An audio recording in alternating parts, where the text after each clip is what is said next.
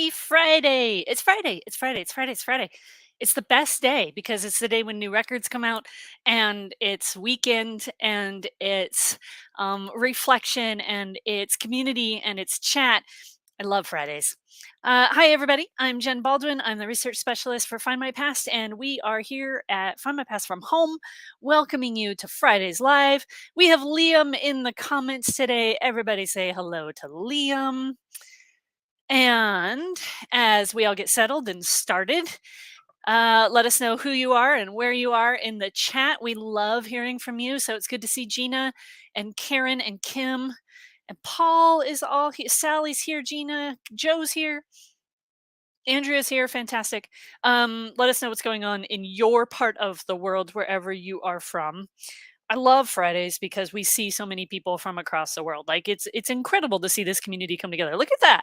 Rowena's in South Africa today. Thank you very much for being with us. Sue is with us. Andy in Wales. Sarah's in Wexford. Northern Ireland with Linda. So good to see everybody. I am going to try and check my weather forecast while I talk. Let's see if I can multitask here. I doubt it. And convert this into something that makes sense to people who are watching. So it's supposed to be around 42 degrees today, Fahrenheit in Colorado. And that is about 5.5 Celsius. It's a little bit gray and rainy and damp here. Hopefully it doesn't get cold enough to snow, although that's a risk. So let us know what's going on in your part of the world. Mary's here in Maine. Molly's with us from Ohio. Anne Marie is in Aberdeenshire. I think I said that wrong. Yeah, all sorts of great people turning in. It's really, really good. I love it, love it, love it. Okay, cool. Obviously, we have a lot to talk about today. We always do. There's always so much going on, which is delightful. I'm trying to figure out where to put everything on my monitors.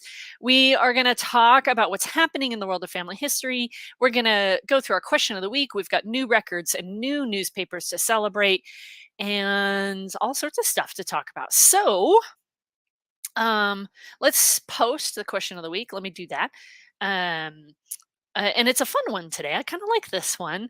Have you used specialty newspapers to make surprising discoveries? So we have a new newspaper this week that I just thought was awesome.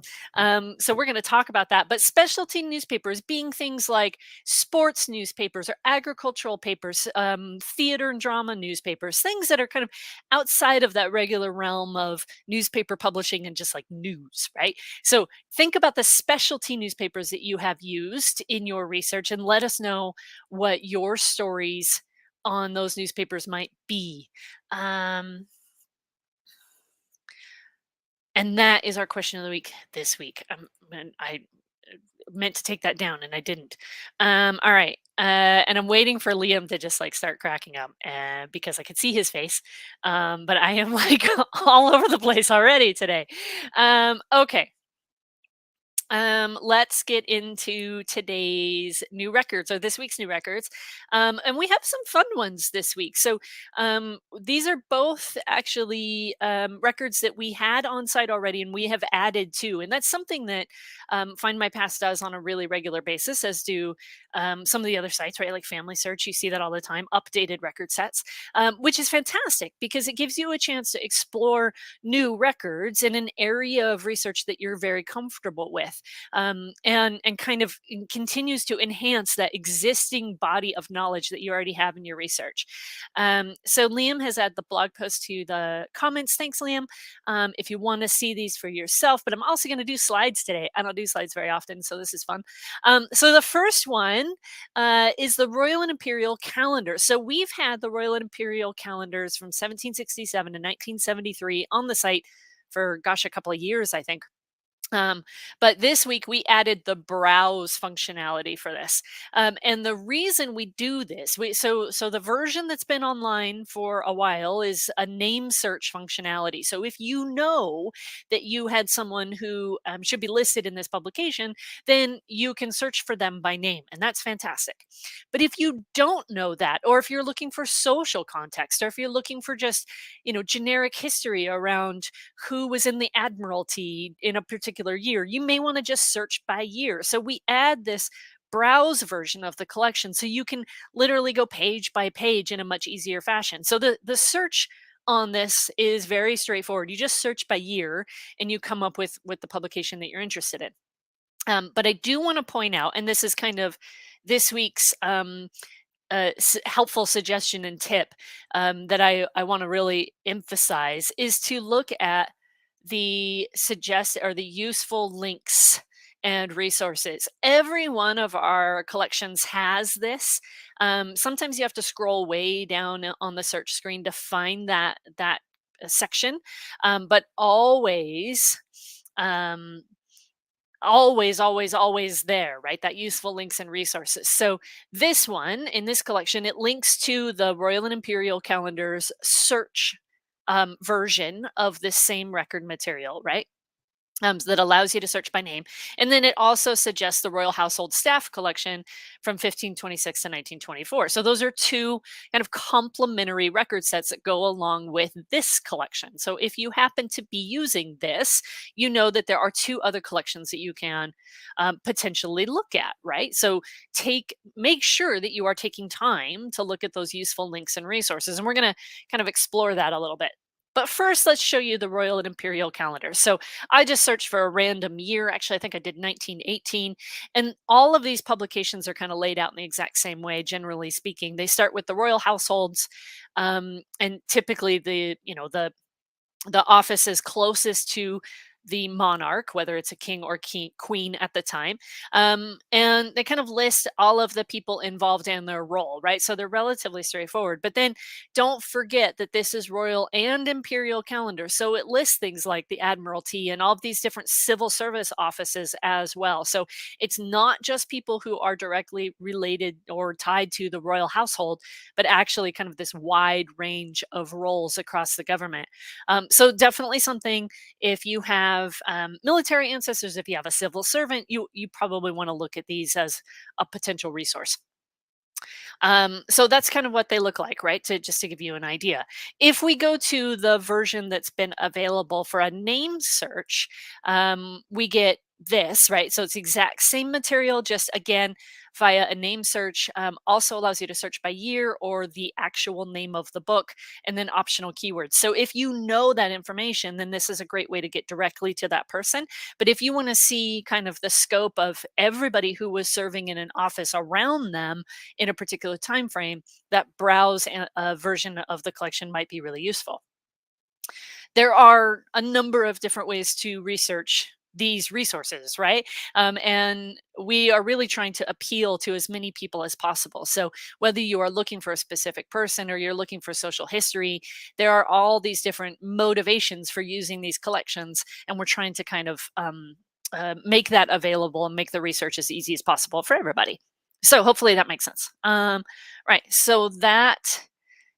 Oh, I wanted to show you the related records, right? So one of the related records that I talked about was the Royal Household Staff. If you find somebody in the Royal and Imperial calendars, going to that secondary record set of the Royal Household Staff could be really, really fantastic for you, depending on the position that they held and the type of role that they had. The Royal Household Staff collection, again, something we've had online for a while, but these are exclusive records. You're not going to find them on a different website.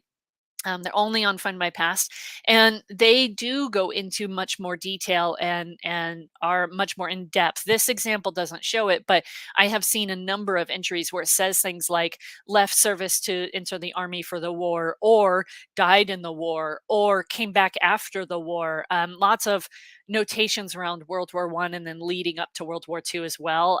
You can see it cuts off in 1924, so we don't get quite into that period, but you kind of see that process of how World War I impacted these individuals, and then of course all the previous engagements as well. I haven't gone all the way back to 1526 in these records, although I probably should, just to take a look. And just see what they look like. But these are, if you haven't explored these yet, and of course, with the coronation coming up, everybody's kind of excited and talking about the royal family right now. So this is a good time to just play around with these records and see what you can come up with. They're cool stuff. Okay, the second new record set this week is an addition to Durham baptism. So if you have ancestors in Durham, you'll definitely want to take a look at this one. Let me I lost my mouse. There we go. We added 12,000, almost 13,000 new records to the baptism collection this week. And from a number of different parishes. So a big addition actually to the baptisms. And again, I'm going to point you to utilizing that useful links and resources. But in this case, I want to make sure that everybody is aware of the place lists or the parish lists that we produce on these types of collections. So for baptisms, marriages, and burials, typically speaking, any kind of religious record resource, we create a list, kind of a secondary list that tells you what we have, right? So there was actually someone asked me earlier this week, there was a conversation I got into on Facebook about do you have records for a particular parish? I can't seem to find them, and why or why not? And I pointed them to one of these types of lists, and they were just blown away. They had no idea that we produce these. Um, so in that useful links and resources, again, there is always a list of parishes for baptisms, marriages, and burials. And so in this case, when you open up the list, it looks like this. And you can even see in this screenshot, there's only one, but we have added new records to the Bernard Castle St. Mary Parish. It also tells you the year range for each parish that we have on the site and how many records come from that parish, right? So if you are like, I know particularly that my ancestor was from the Auckland St. Andrew Parish, you can go to this list and understand exactly what time period we have covered in the records and how many records we have. So these are really, really useful tools. And as Liam has said, absolute lifesaver for the folks in customer support. And you know what? We love our customer support team. They are the best in the world. I'm here to tell you that. They will just do anything and everything to help our customers, and they're excellent. And if they tell you it's a good resource, you can trust that. You can definitely trust that. All right. So definitely take a look at the new records for the week, but also make sure that you're utilizing kind of those new records and the useful links and resources. Okay, let me check my notes and make sure that I didn't miss anything that I wanted to talk about. I didn't. So let's talk about new newspapers this week. There are 5 new titles. Let me check myself there. 4 new titles and then a whole bunch that got updated. As always, go to the blog post and see the full list. And you can find that on Findmypast or on the British Newspaper Archive blog, and explore that list of new titles. You can see today the Hinckley Echo got a really big update. So a lot more years covered from 1900 all the way through 1951. So that's always exciting when we see that. We also got about 20 more years from Drakert Stamford News. And then the title that I just thought was really delightful was The Trotting World and Horse Review. We are going to talk about that in a little bit more detail after we do question of the week. Sally says Trotting World, that's a title. That's exactly right, Sally. When this came up and we in discussion in as we were planning the week, and looking through what was happening this week, everybody just went Trotting World. Hey, what is that? We have to know more. And Liam shared the link to the blog for the British Newspaper Archive, or BNA as we lovingly call it. Our very own Rose does write that blog every week. And she's an excellent writer. And when she talks about the new titles, she always says, she's always got these little gems and tidbits that she shares. But one of the things about this week's, about specifically the trotting world, is the header image, right, on the newspaper. And it's really cool as you get into some of their later years. They've got this wonderful header on their newspaper. So take a look at that. Okay, let's look at question of the week a bit before we get to the trotting world, because I definitely want to talk about trotting world. It's cool. All right. Andrew saying my milkman goes trotting. I don't think that's what the paper's about. It's funny. All right. Let me see what we got for question of the week. And then we'll come back to it again in a little bit as well. So Kim found a review in the Stage paper about a Fifth Cousins film in 2006. That's cool, because it's not just kind of extended family, but it's also so modern. Like that's a neat piece to add to your family collection for sure. Another one from the Stage, Rosie found her cousin's career in England and the U.S. TV and stage. Fun to find out who he acted with. Yeah, totally. Yeah, that's part of his fan club, right? You guys know I love a good fan club discussion. Friends, associates, and neighbors. That's exactly the type of information we're talking about when we think about fan research. That's really cool. Sally, been researching Taylor and Cutter for my ancestors. Not yet found anything, but the earth goes on. Yeah, for sure. They were a huge family of Taylors in Brighton, Portsmouth, and Oxford. So that's cool. Good luck, Sally. We hope you find something. And and I'll actually say this again, because one of my examples is kind of along this same vein. I don't have a lot of direct ancestors in the British newspaper collection. Most of my folks were in the States um, before newspapers got into their heyday. Um, Although I have found some really, really wonderful reprints of American events. What I like to do is read them for the social history context and the little bits of information that you're not going to get from like a national title, or even just kind of a regional or local standard news title.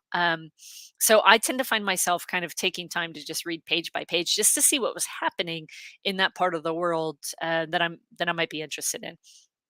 Andrew also gave us that he's used the motoring press to find background on my car's maker. They ran the first radio station in Scotland in 1923. Well, that's pretty cool. First radio station from 1923. First radio station in Scotland. That seems, um, yeah, good. I'm testing myself on my knowledge of radio in Scotland, and I'm coming up kind of blank. I'll have to read up on that, Andrew. Thanks. All right. Let's see what else we got coming in. Do, do, do. Andrew says he does carriage driving too. This is about his milkman. There we go. So it is relevant. Perfect. Fantastic. Okay, so newspaper. So the Trotting World was presented to us earlier this week, and the first question I asked Rose was, "Have you found any genealogies in the Trotting World newspaper yet?" And she looked at me like I was crazy, and then and then we all kind of paused, and I went, well, "Actually, this is a real question, right?" Because a few years ago, the reason this came up a few years ago, I found this via Google Books. And this is, let me make my next click here. So this guy here, Elert Hurton in Norden, Nebraska, is one of my ancestors. There are very few people in the United States with that surname. Last time I counted, there was like 100 or so, less than 100, and we're all related. And almost all of us descend from Elert or his brother. And they were they were a pair of immigrants that came over from Germany, just right like the 1850s, right before the U.S. Civil War broke out. And so when I search for the Hurton family, and I just even kind of do generic searches like on Google, I tend to find quite a lot of interesting and different contexts, because there's so few of us, that I get these kind of wonderful resources that I wouldn't maybe find for like my Brown family or my Lawrence family, right? So this little excerpt comes from the National Register of French Draft Horses for the United States, which I didn't even know that was a thing until I found this, but it's an annual publication. And they listed the genealogy of this horse named Patsy. Patsy is a dark gray horse. We have his birth date there, which is actually kind of covered by my little circle, the April 1913. And we have his genealogy, right? His father is the sire, right? And then his grandfather and his great grandfather, et cetera, et cetera. So when I heard about the trotting world, I absolutely asked Rose if she had found any genealogies in that paper yet. And so during the meeting, I sat down and searched the paper and found, oh gosh, found right away almost that there are, in fact, oh my gosh, what just happened? Sorry, you guys, hang on 2 seconds. Let me pull that back up. I don't know what's going on. Very weird. I want that. There we go. All right. There are, in fact, there we go, genealogies in the trotting world. So, if you happen to know that your ancestor was involved in this particular sport and activity that apparently became quite well loved across the UK for quite a while and actually is still going strong now, genealogy gremlins, Anya, you're right. Yeah. So, you can look for pedigrees of horses in this particular paper. This one came alongside this wonderful photograph, so I decided to go ahead and include it as well, just because it was a cool image, right? But you can find pedigrees of horses, and all sorts of information in kind of these specialty newspapers. And Karen said she just joined, so I am going to put the question of the week back up so that you can see that. The question of the week is: have you used specialty newspapers to make surprising discoveries? Um, and thank you, Anya, for sharing it again in the chat. Love it. Um, and Sally, this is awesome, Sally. What a great question. Where do we find all these obscure titles? Are they stashed in garages and then donated or something? Um, I wouldn't be surprised if someone has found something in a garage and donated it. That definitely could happen. But the vast majority of these materials are held as part of the newspaper collection at the British Library, right? The British Library is one of the libraries in the world that holds just a tremendous collection because at one point, and I don't remember the year, so forgive me, but we can easily find it, I think. um, there was a law created that any newspaper publication, any print publication, had to have a copy sent back to the British Library. So, if you were in South Africa as part of the empire and you printed a newspaper, you had to send a copy of everything you printed to be held back in the at the British Library.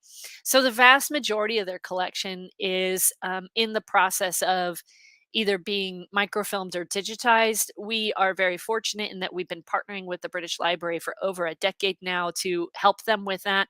And then, of course, the British Newspaper Archive is a collaborative project between Find My Past and the British Library. And we're incredibly proud of that. But we do like to pull some of these kind of obscure titles and special interest titles to kind of, again, kind of broaden the audience and make sure that a lot of people realize that there's a huge amount of material in this collection that we get to share. And yes, a few people do occasionally contact us, as Liam has said, about boxes of papers found in attics. It's not something we can always take on. And in many instances, we found that they find a box of papers or a particular series of collections, and it's actually already at the British Library. So it's kind of on the list for publication already. Um, Prioritization of these particular materials happens in a number of different ways. And we do work with archives and institutes outside of the British Library as well, to actually find materials to publish and add to the collection. So it's a pretty long, involved process, actually, but it's an exciting one, right? Because we get to do all of this cool work. So let's see. And I saw that there. Yes. So Linda asked a follow up question. Do you point them to other places that might take them if not appropriate? Absolutely. Actually, one of the first things we do is refer them to the British Library to see if it's something that needs to be added to their collection. We're also very always happy and easy to recommend kind of the local historical society, the local genealogy society may also be aware of locations that will take these kinds of boxes of material um, and and and add them to their local collections as well. So a conversation that we have, kind of on almost a daily basis, really. Um, okay, so a couple, yeah, this is a good discussion. This is really fun, you guys. Um, are there any publications for framework knitters? I don't know. But we will send that comment over to Rose, who manages the newspaper project for us, and have her take a look and see if that's something that we can get online. I have no idea, Gina, but we'll check. We're always open to taking suggestions as well. So, if you guys have something, a newspaper that you really want, or maybe we've published everything but the year 1911. Now, that could be for a number of different reasons, right? It could be because the British Library doesn't have anything from 1911. It could be because the newspaper or the microfilm was damaged and it's not high quality enough.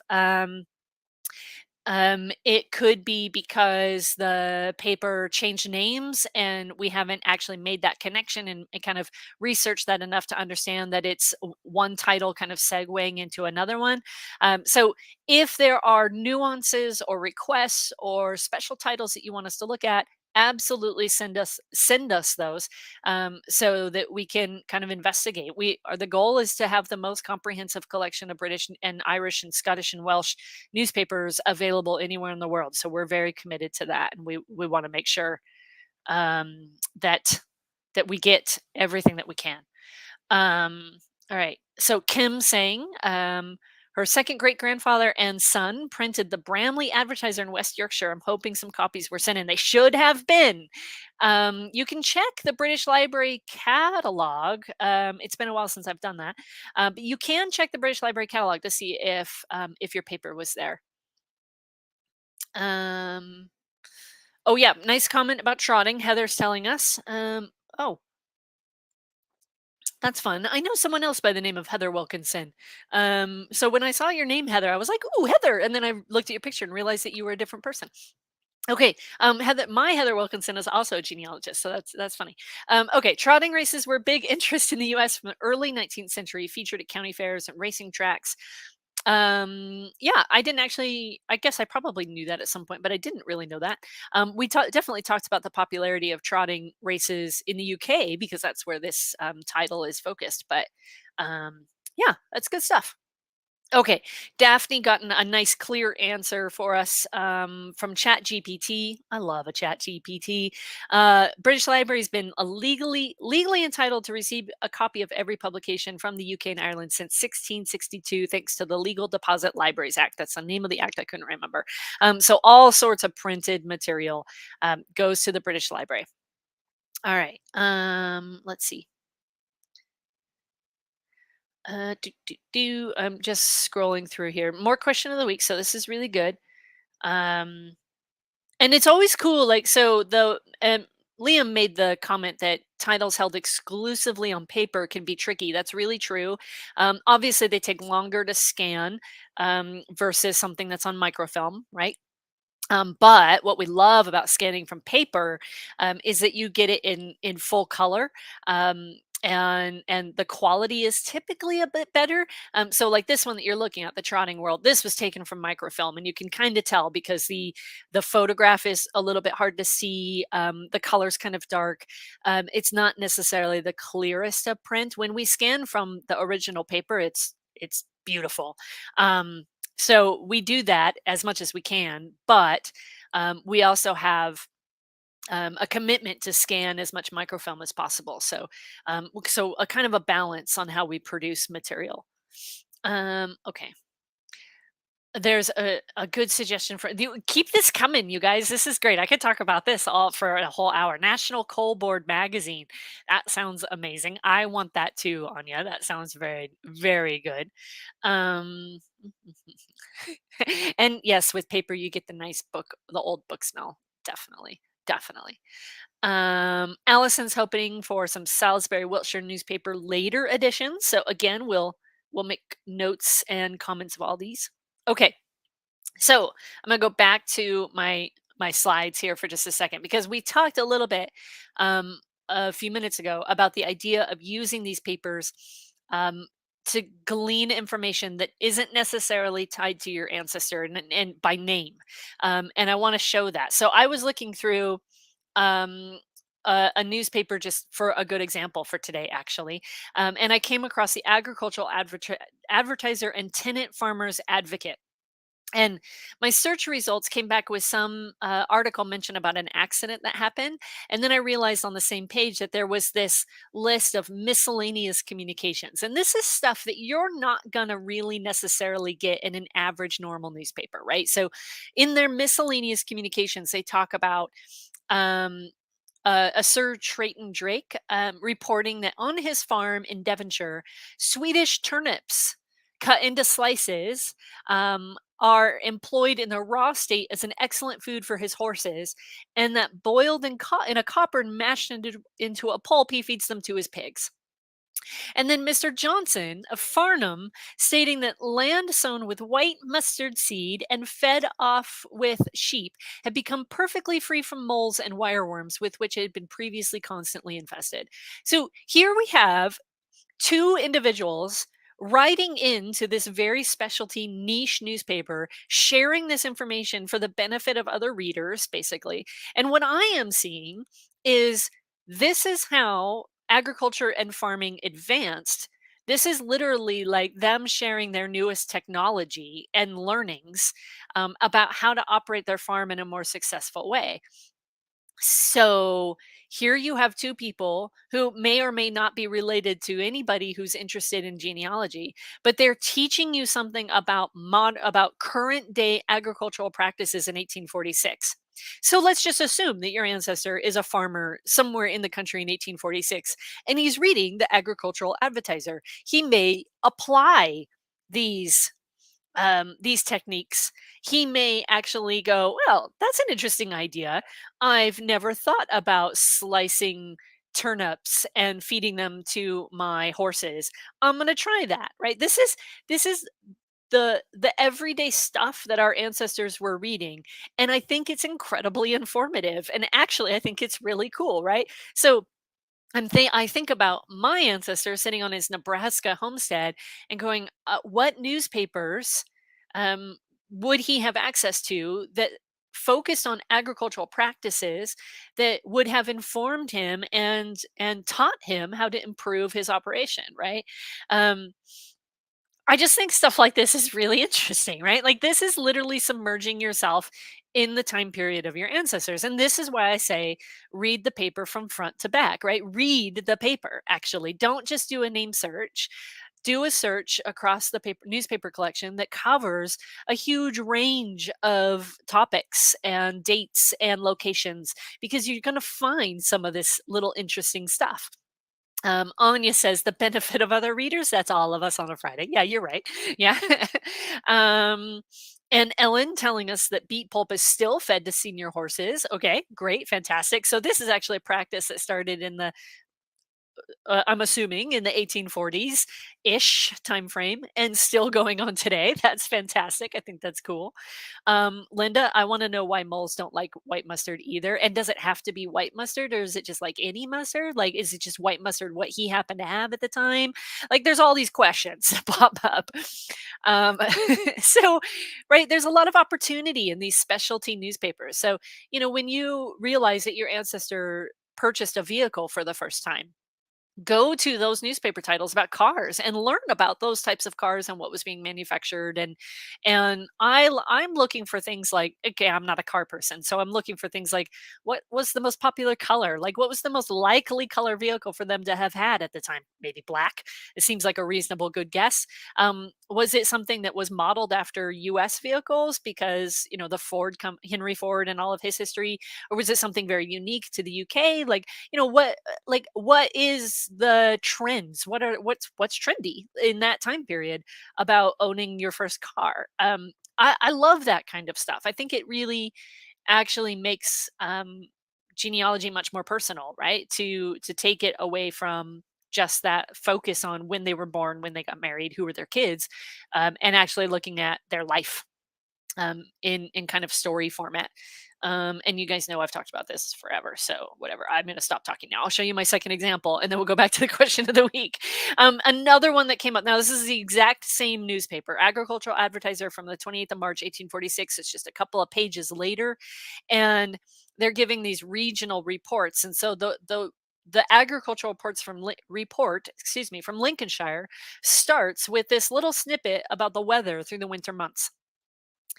Now, um, you don't have to have a farmer in your family tree to actually appreciate why this matters, right? If you have an ancestor sitting in the Lincolnshire area in 1846, you have just learned exactly what kind of weather they just went through, and what kind of winter they experienced. The winter months have been unusually mild and free from either frost or snow. They've also been quite dry. So whether or not you care about what your ancestors farmed or anything, maybe they were laborers, maybe they were working, I don't know, in some other industry. I'm not exactly up on industry in Lincolnshire in 1846. So just doesn't really even matter. You've just gotten an idea of the last 3 months of their life and what they've experienced, because you know that it's been much more pleasant. You know that they haven't experienced any major storms, right? They haven't had any kind of severe weather that they've had to struggle with. They probably have spent more time outside, right? Maybe they're a little bit happier that year because they didn't get kind of that a typical winter experience, right? We all are happier when it's sunny versus when it's snowing, and they would have been too, right? So I think that these specialty titles really have a lot of opportunity for us as researchers, even if you don't think it's entirely relevant. It absolutely can lead to more discoveries, and it can share with you little bits and pieces of your ancestors' life. So that's my soapbox today for social history and fan research. I expect nothing else, right? All right. So that is that's the end of my examples for today. I hope you guys love a stroll through newspapers. I certainly do. So let's take a look at some of the comments. Daphne saying, right, you can have any color car so long as it's black, right? From Henry Ford. Yeah, I think he did say that. I'm pretty sure that's been attributed to him. Um, Victoria had a fantastic conversation about cars with my in-laws. They could remember so much about makes, colors, registration plates, whether it's comfy or not. I think all of that is really relevant to us and our research. Oh, and Andrew giving me a little bit of info there. Thanks, Andrew. I know it's predominantly rural. I got that part. At one time was at the forefront of growing tulips. See, I didn't know that. So that's interesting. Little Lincolnshire history for everybody. All right. Do, do, do. Let's go back to question of the week and take a look at some of your other responses. Jean telling us that the era found James Dean and the National Dwelling Bill. James was a traveler and standing up for their rights in 1891. I'm not sure if that is one of your ancestors or not, but it kind of reads that way. That's really interesting. Okay, National Dwelling Bill is one I've not heard of before, so I'm literally writing that down because it sounds interesting. I'm going to Google that as soon as I'm done. I love a good politics discussion. It's one of those other things that, like, really leads you to thinking about how it impacted my ancestors' daily life. Like right now I'm reading a book, and I don't think I have it handy, but it's called The Victorious Century, and I'm trying to remember who it's by, but I probably won't in the context of this call. Anyway, I thought it was just like a general overview of the Victorian period, but it's actually a pretty detailed account of like political activities. And then the author kind of leaves it to, this is the implication for the the regular day to day person. So it's a really interesting look at kind of everyday life, but from the view and the lens of the politicians and the government and how things were happening and what bills were being passed and what was being um, protested by the local communities, et cetera, et cetera. So it's kind of a yeah, I got on a tangent there because somebody mentioned a bill, right? Thanks, Jean, for sharing the national dwelling bill with me. Okay, Nicole says she found my 3 times great grandfather in the paper doing some spots of trouble with fighting, even a mention or two when he got arrested for accidental manslaughter. Oh boy. Had a bit of his trail written in the articles, found interesting. Later found not guilty because of faulty gun going off when cleaning it. All right. Well, I'm sorry that he was involved in that, but very interesting research for sure. Um, that's an excellent story, and I certainly would think that that one would hit kind of the the like the Police Illustrated and some of the other specialty papers possibly, but certainly generic newspapers as well. Just kind of everyday newspapers.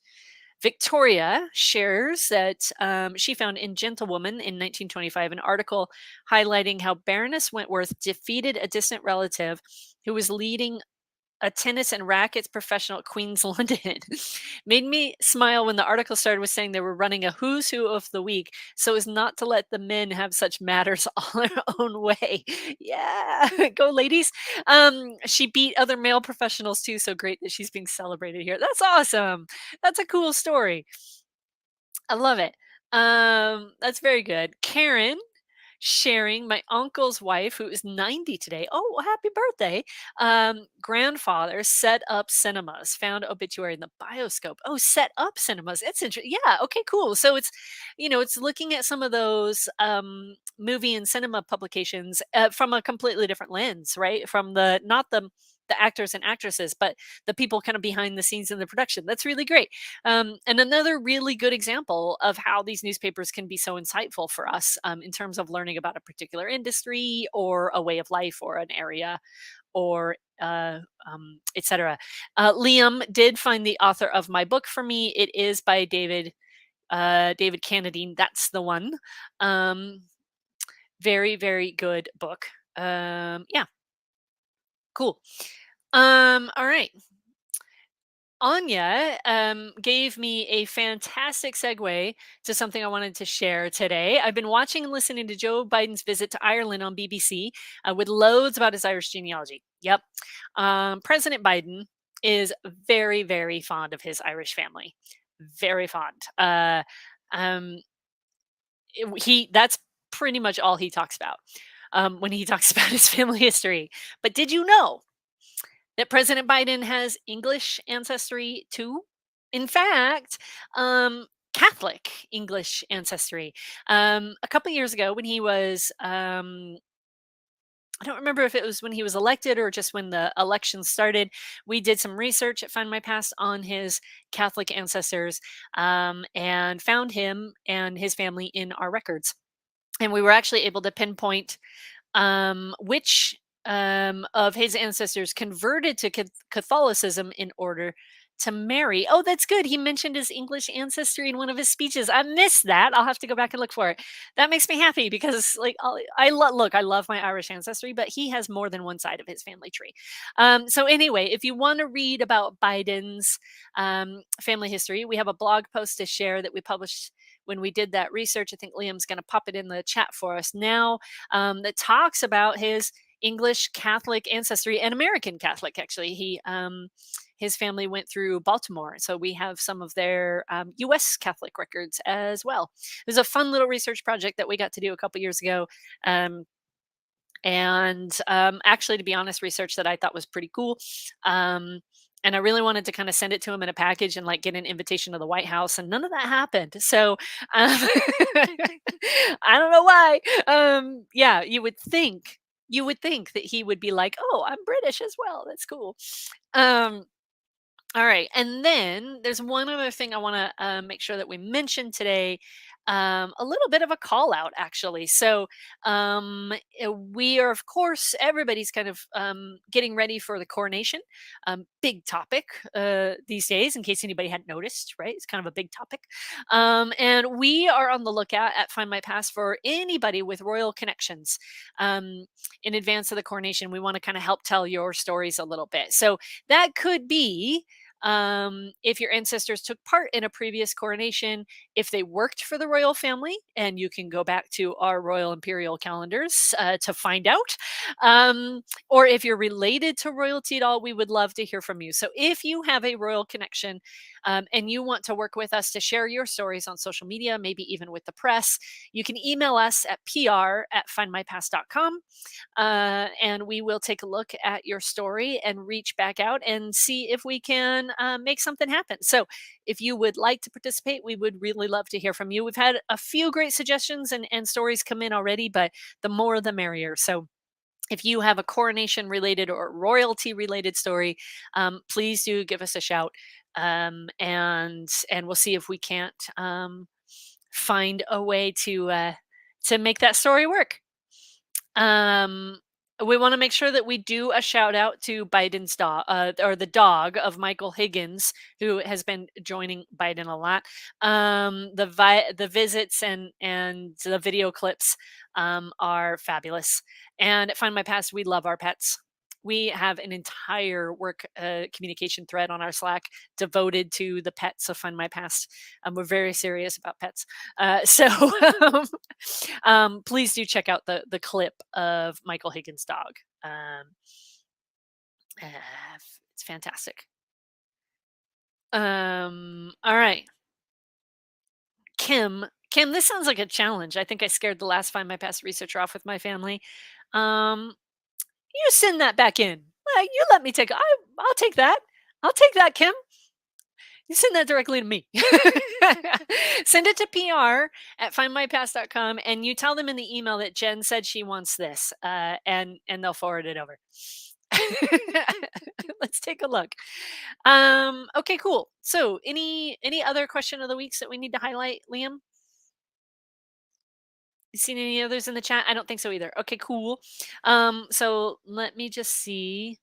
Um, Andrew is telling us that his distant cousin, Andrew Benbow MVO, was a superintendent of the Royal Mews at Buckingham Palace, 1913 1923. See, that is really interesting, Andrew, and we would love to know more about that.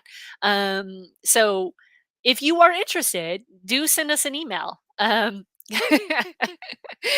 Do send us an email and tell us a bit more about that, and give us this skinny, because especially that, right? Like, I mean, think about what happened between 1913 and 1923 and what he would have seen just kind of being around Buckingham Palace, right? You're talking about a period of massive change, and of course the war, and then we move into kind of, all of the economic depression and the housing crisis and everything after the war. He would have been witness to so much, even if just like fly on the wall or hearing rumors or whatever. Like, what an awesome thing to, living history, right? We're all living through history, and he definitely did. Okay, scrolling back up to see what other comments I may have missed. I try to be thorough. Um, talk amongst yourselves. Oh, I did miss this one from Allison. Found in the Worthing, Sussex papers all about the military funeral of my great great uncle Harry Hosier, who died on the HMS Broke in April 1917 as a seaman. Newspapers are just a never ending source of information. And I just feel like there's just so much there. Um, the good and the bad, right? Yep, Andrew adds, researched a chap who was a stud groom. Ads and papers gave horse names, and there are websites giving genealogy of racehorses. Yeah, that for sure I knew. Racehorses, I think the genealogy is like really, really important. I think I didn't realize that that was a trend that carried through to like stock animals necessarily, and draft horses. So, yeah, all good discussion, all good findings today. Andrew, some stuff we found in a storeroom where I used to work ended up at Q as part of the conversation on newspapers and archives and boxes found in people's attics and things. That's cool. I had that happen to me once too, actually. Um, I was working with a local historical society in here in Colorado, up in the mountains, and the town had repurchased a building on like Main Street, kind of like High Street almost, this historic building, and they wanted to kind of take it back to its historic structure and add it to their historic district so they could kind of incorporate it as part of their history preservation campaigns. And so they had taken over this building and it had been used as a church for like 20 or 30 years or something. So they were converting it back to its original structure. And when they were doing that, they found a wall inside the building that actually didn't have any purpose, or didn't appear to, and it wasn't on the original architectural plans of the blueprints. So they broke into this wall just to see, like, because it didn't really make much sense. And it turns out the wall was only about 4 feet away from the original wall. And inside that 4 foot gap was this pile of boxes. And almost all of them were the original records from the local Masonic lodge going all the way back to the very first day. So this is a mining town in the mountains of Colorado. The Masonic Lodge is incredibly important in terms of a social and historical perspective. And if you were a male and you lived in this town, you were likely a member. So it's a huge resource. And all of these records that the Masonic Lodge had thought were lost forever, and they were actually just behind this little fake wall. And we had the privilege of the historical organization that I worked for. We went and collected these materials, and they sat in our office. And I spent the next month cataloging all of these records. It was incredible. It was such a great day, such a great month, actually. Just to kind of, and then most of the records got returned to the lodge because they're still active. But they did let the historical society kind of keep some of the earliest stuff in the archive.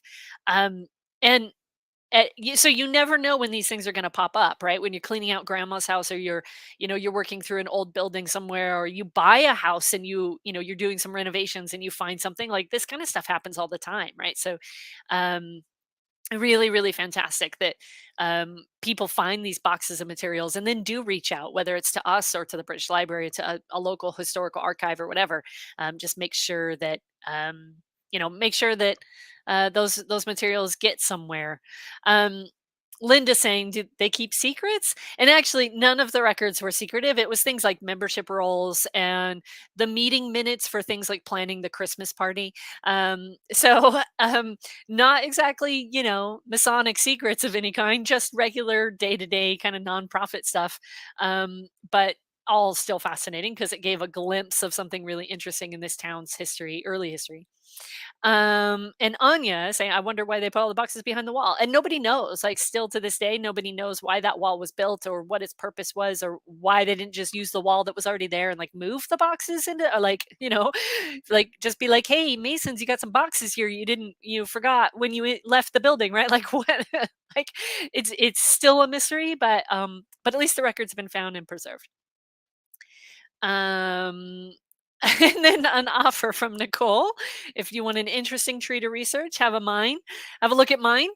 Stuck with 3 times great grandfather, got marriage and death records. That's it. No birth. Well, if you think there's a good story there, send it into the PR, Nicole, and send it into that email address, and we'll take a look. Why not? It might make a great case study. So yeah, send it over. I'd always happy to look at those on behalf of the community. And Andrew adds to his story. He has a wife living in the 1921 census in Hampton Court Palace. They split up circa 1920. Ooh, interesting. Any divorce records there, Andrew, or newspaper snippets? I found a very interesting divorce record yesterday, actually, that I was looking at. Yeah. All right. And then just one reminder again, thanks, Liam. The email address that you want to send all that cool stuff to um, is pr@findmypast.com. And since we're bombarding me, Linda says, "I'd like to find the origin of Edward Pitt." Now, I will just caveat here. I will happily look at all of your questions and queries.